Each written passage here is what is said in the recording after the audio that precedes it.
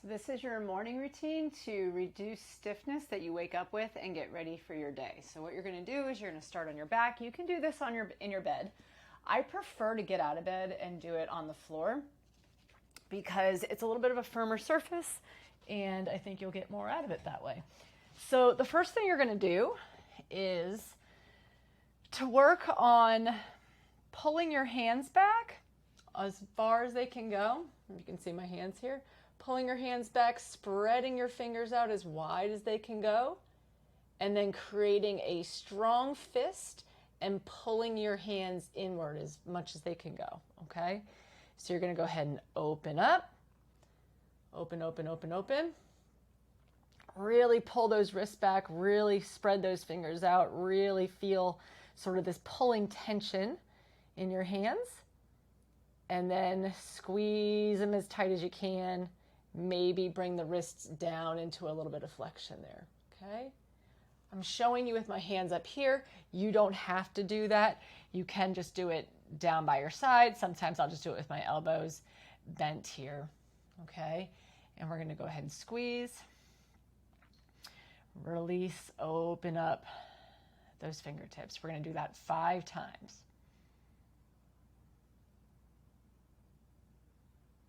And when you're opening, you're not just opening, you are really going for it, okay? When you squeeze, you can kind of, maybe you don't have to go that intensely with the squeeze. It's just an oppositional stretch, okay? Then you're gonna do the same thing with your feet. I don't know if you can, here, I'll turn so you can see, okay? We're gonna go ahead and pull the ankles back, spread the toes as much as you possibly can, get a nice, good spread out of those toes. Every single one of them, check in with them, get your pinky spreading, get your 4th toe, 3rd toe, 2nd toe, and big toe is getting nice and wide. Pay attention to both feet, and then you're gonna go ahead and relax, and we're gonna point them in the opposite direction. And really point those toes as far as they can go. Think like ballerina feet. Hold for, let's go 10 seconds on these. Other way. Pull back. Get that ankle to pull back. Get your toes to pull back. The top of your foot is pulling back towards your shin. Spreading those toes out. Point the other direction. You might feel some toes point better than others. Try to focus in on those toes that maybe struggle a little bit. Make sure you're breathing through all this. Okay, we don't want to feel like when we're creating some tension, go ahead and go the opposite way. When we're creating some tension in our body, that we're holding tension in our breath. So I want to make sure that we're not really like focusing on the breath specifically, but just not holding your breath, not, go ahead and push the other way, not holding your breath, not creating shallow breaths, just kind of like allowing that breath to flow. We'll do 2 more. Bring it back. Squeeze, open up those feet.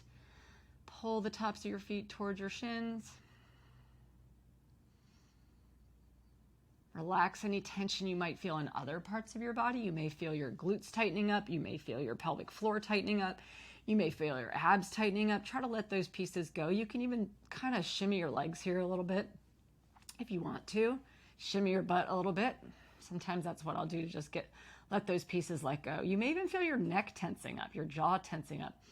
Maybe do a little head, I don't know if you can see me there, but do a little head, shake and just let those things go, okay? Next thing you're gonna do is you're gonna take your hand underneath your knee underneath your, grab your knee, the back of your knee with your hands, okay? And you're just gonna hold your knee at a 90-degree angle above your hip, and you're gonna go ahead and pull those toes all the way back again and allow your knee to extend up here, and you'll start to feel a stretch down here through the back of your leg, okay? Then we're gonna bring it down, we're gonna flip those toes down, go the other direction. Up you go, boom. Hold for 3 to 5 seconds, feel that pulling. Flip it back down. If you want, you can add your head into this and make this more of a nerve glide. So what you're going to do is when your foot comes down, your head will come up. As your toes come back, your head will come down. Okay, so head comes up and flip them up. And again, we aren't going to hold the breath. We're going to maintain steady breathing here while we go through these exercises. And I'll do that about 10 times, okay? Switch sides. Okay, toes come up, foot comes back. Ooh, okay, so my left one's a little tighter than my right. All right, pull it back. Really feel those. Same toe pull, toes spreading out, pulling back. Back of top of the foot is flexing towards your shin. Relaxing your pelvic floor. Relaxing your abs. If you're doing the head thing, obviously you're not relaxing your neck, but you're doing a very specific motion, so that is fine. Spread, spread, spread. Now you can kind of see your toes, so you can see which ones are spreading nicely, which ones are struggling a bit. If you struggle with the toe thing, you can put those toe spacers in your toes like you see at the pedicure place. And that might just help you in this exercise. Just make sure that you're getting that toe spread that you're wanting, because sometimes they don't do it on their own and you need a little bit of help. And that's okay. Okay, so we'll wrap up with that. Let's just pull your knees in towards your chest. I kind of like this as just a, oh yeah, just get that spine stretched out. Now, instead of just pulling down and like kind of squishing your body down towards the floor, as you pull in, think of your sit bones reaching long this way and your head reaching long. Just realize you can't see me, okay? So as you're here, we don't want to just drive your body down into the ground. We still want to create some length to the spine. So it's nice to kind of think of your whole pelvis sort of like reaching long away from you as your head reaches long away. And you're just keeping that intentional sort of reach. And you might feel your chin nod a little bit here. And as you reach and as you pull those knees in, you're going to take some breaths. Okay, and the way I cue the breathing is just take a nice and easy breath in through your nose. You're not trying to like pull this in. You're just like softly, slowly letting the air flow into your nose. You might feel it fill the space in your back that is hitting the floor here. You feel that breath go towards the floor. And then as you exhale, again, we're not going to push it all out. We're just going to let the air come out.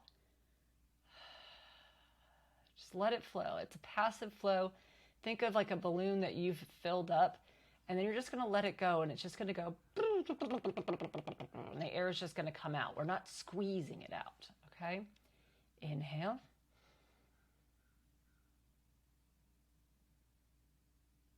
Fill it, fill it, fill it. And then when you feel like you can't fill anymore, maybe you just hold here for a second. Maybe take another breath in. Hold it here for a second. Maybe take one more breath in. Hold it for a second. And then you can let that air just deflate back up. Now you're still thinking long front to back. And you're thinking long front to back kind of on both sides of your back. You might feel that one side of your back kind of is able to stretch longer than the other. When you kind of dial into that side that's not stretching quite enough, and see if you can make it a little bit longer, and maybe put a little bit more breath into that side. So 3 breaths in, and then let it out, okay? And you can pause this and spend more time with this if you'd like, okay? You're gonna take one knee, keep it in, the other one's gonna come out, okay? Long, and you're gonna think nice and long. I'll show you here again, sorry. Nice and long from this foot that's on the ground. So that is reaching long through the heel of the foot. The head is reaching long. So on the whole side of this side body, you're reaching long, okay? And I don't need this knee all the way up like mine is. You can kind of keep it, again, at that same angle. Sometimes I'll put a pillow in between here. I don't have one right now and I'm not going to grab one. But if you have a pillow and you want to shove it in here, you can just kind of give a hug to that pillow or hug on one of those balls. And that will be a good kind of like contact for you there. You're going to inhale into that. Exhale. Yeah, one of those balls would be good. You know what? I have one. I always have one. Okay? So what I mean by this, is you shove the ball in here, pull it, your knee into it. So that way you're kind of got like, I don't know, it's just like grounding, okay, where you want your legs to be. This leg's reaching long, head's reaching long. Inhale. Same breath that we did on the other one, okay? Since you've been doing this a while, you're going to switch sides. I like to use that same ball, hold it there. Just a nice contact there, okay? Reach long from the leg that's on the ground. Head is reaching long. We're breathing in. Again, we're not forcing it on either the inhale or the exhale. If you feel like you struggle to get that breath in, definitely do that 3-part breath. So you're going to inhale here. Nice and easy. You almost shouldn't even hear the breath go in. Do you hear how that one was a little bit quieter? Inhale again. Silent. Hold it here. Inhale again. Hold it here. And we're going to let it all go. Okay? Awesome. We're going to work the shoulders a little bit. Okay?